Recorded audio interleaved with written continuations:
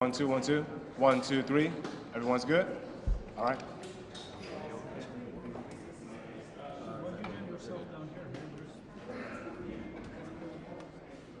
Where?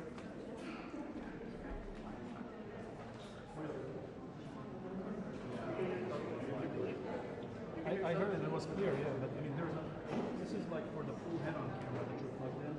I don't want you to switch up for a cable.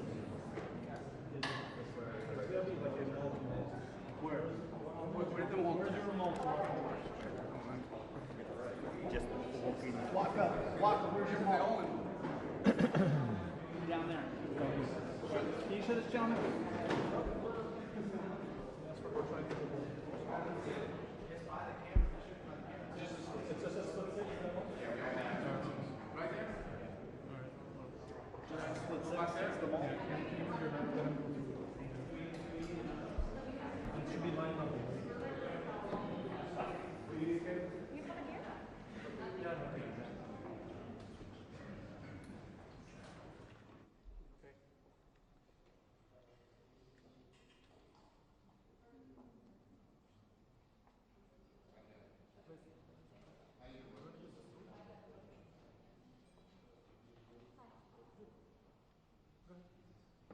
Andy, are you going to be down when he starts? Okay, just checking. Just checking. Watch out for that Raffini girl. She's trouble. Happy Father's Day.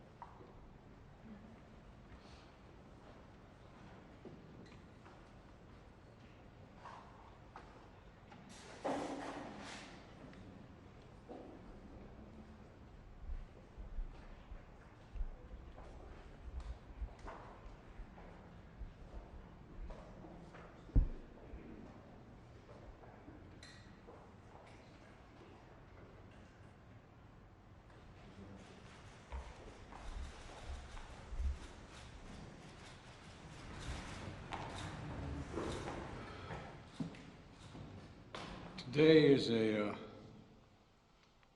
not hyperbole to suggest a very solemn moment.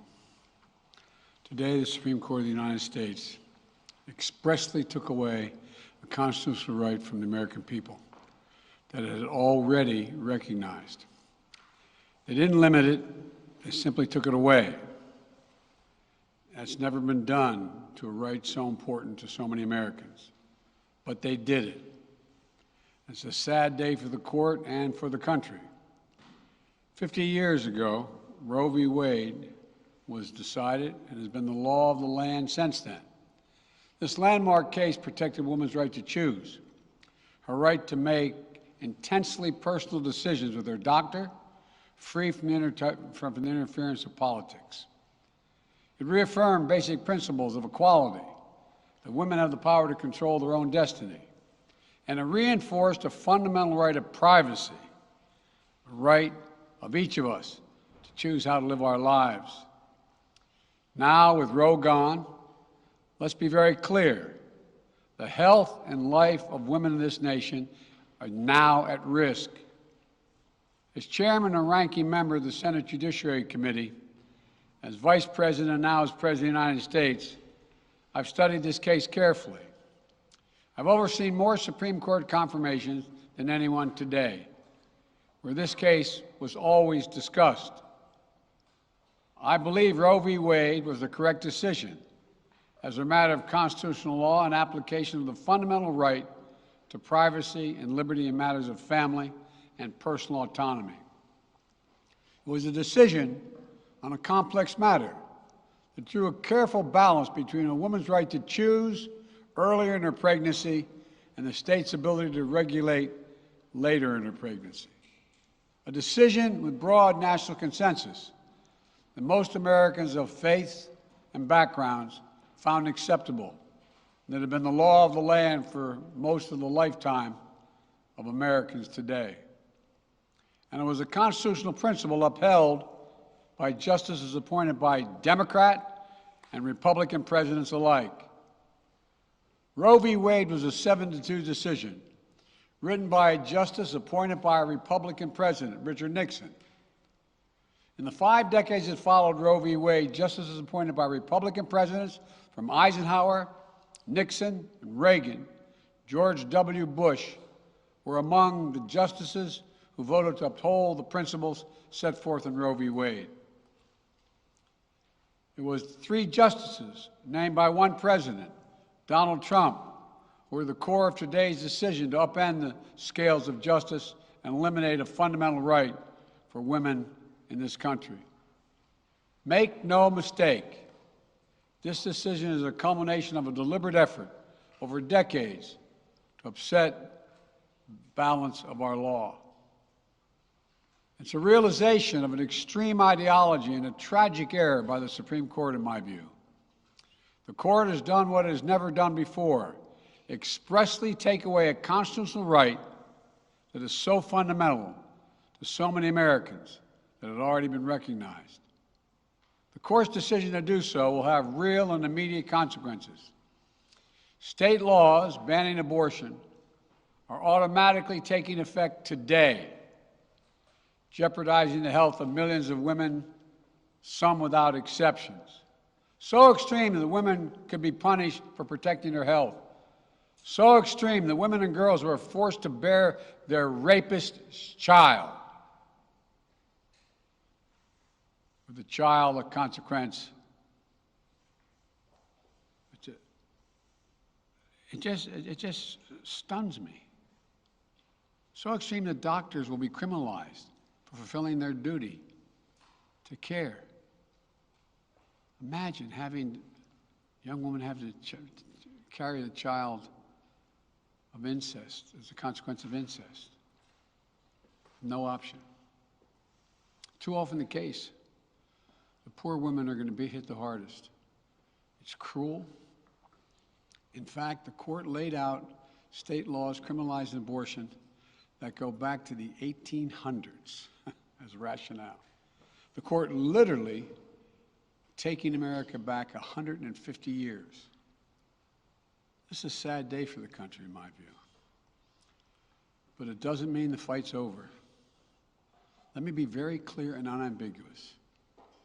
The only way we can secure a woman's right to choose, the balance that existed, is for Congress to restore the protections of Roe v. Wade as federal law.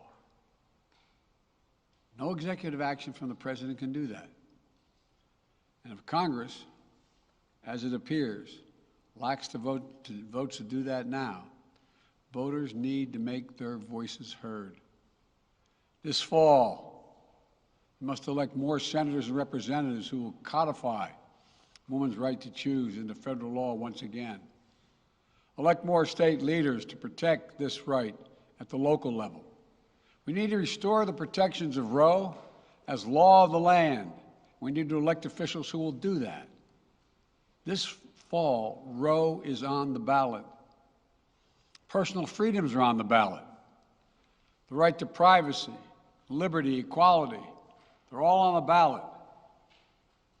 Until then, I will do all in my power to protect a woman's right in states where they will face the consequences of today's decision. While the court's decision cast a dark shadow over a large swath of the land, many states in this country still recognize a woman's right to choose. So, if a woman lives in a state that restricts abortion, the Supreme Court's decision does not prevent her from traveling from her home state to the state that allows it. It does not prevent a doctor in that state from treating her. As the Attorney General has made clear, women must remain free to travel safely to another state to seek care they need. My administration will defend that bedrock right. If any state or local official, high or low, tries to interfere with a woman's exercising her basic right to travel, I will do everything in my power to fight that deeply un-American attack. My administration will also protect a woman's access to medications that are approved by the Food and Drug Administration, the FDA, like contraception, which is essential for preventative health care, mifepristone, which the FDA approved 20 years ago to safely end early pregnancies and is commonly used to treat miscarriages.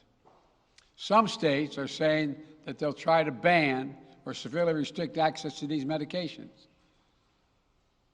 But extremist governors and state legislators are looking to block the mail or search a person's medicine cabinet or control a woman's actions by tracking data on her apps she uses are wrong and extreme and out of touch with the majority of Americans. The American Medical Association, the American College of Obstetricians and Gynecologists, wrote to me and Vice President Harris stressing that these laws are not based on evidence and asking us to act to protect access to care. They say by limiting access to these medicines, maternal mortality will climb in America. That's what they say. Today, I'm directing the Department of Health and Human Services to take steps to ensure these critical medications are available to the fullest extent possible. And the politicians cannot interfere in the decisions that should be made between a woman and her doctor. And my administration will remain vigilant as the implications of this decision play out.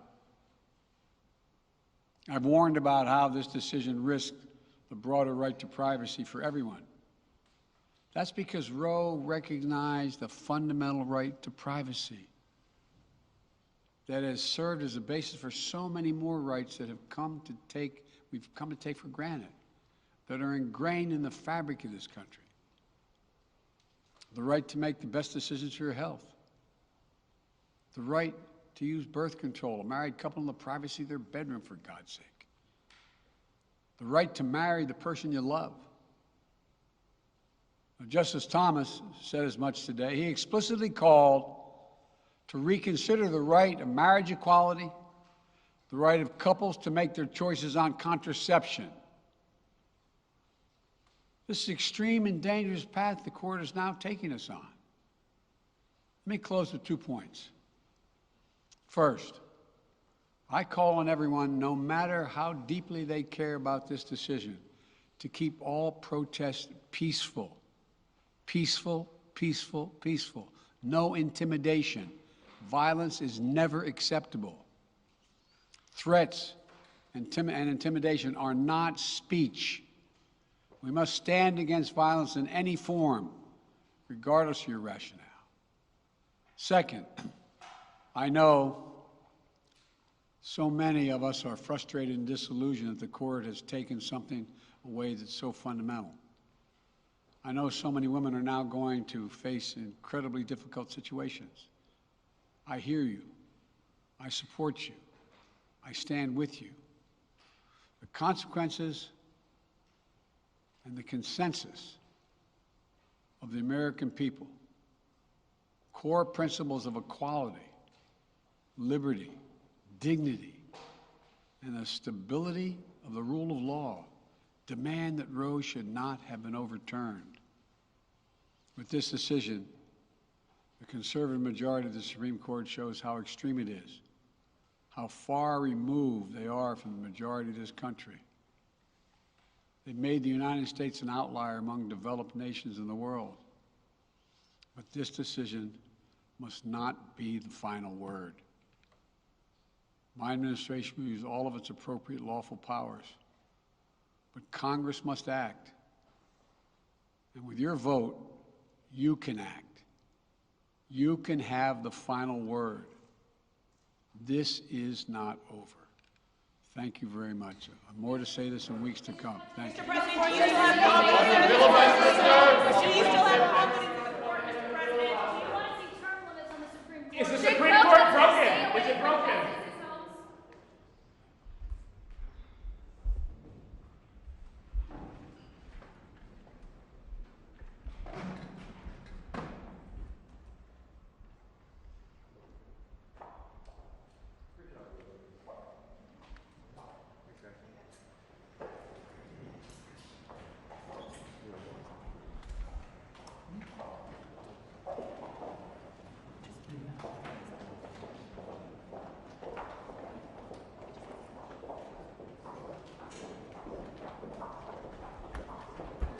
Would you have got a cutaway camera that would have shot that? Yes, they had to show it. They definitely. All the women? Okay, good. I think Jasmine mentioned it in the pool notes. Okay.